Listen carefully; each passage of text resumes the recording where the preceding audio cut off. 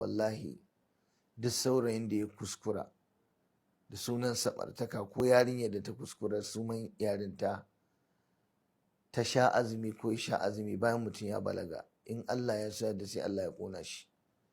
Alkawari ne wannan. Yawwa, kuma shi harkar azumi ba abu ne fa da zaka zo ka ce wai ka tuba kawai ba ka yi ba, ana bin ka bashi ne sai ka rama shi. Amma abun bakin ciki yau zaka shiga kasuwanni na musulmi da rana a watan Ramadana, da rana ka ga musulmi ba sa yin azumi.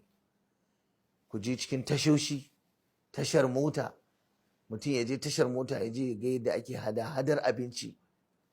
Ana samun mata musulmi su rinka zuwa suna dafo abinci da Ramadan, da ranar Allah suna sai da shinkafa da miya da taliya da wake da nama na kaza, saboda tsabar rashin tsoron Allah da rashin mutunci.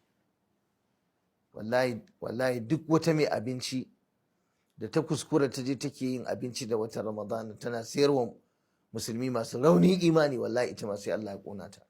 Wannan alkawari ne. So ya kamata ku ji tsoron Allah, ku kuma kame. Kuma kowace jiha ya kamata ta samar da wasu da suke umarni da kyakkyawa, kamar 'yan hizba suna hani akan mummuna, da za su rinka bibiya, su rinka ganin suwa suke keta alfarmar wata Ramadana ba su azumi.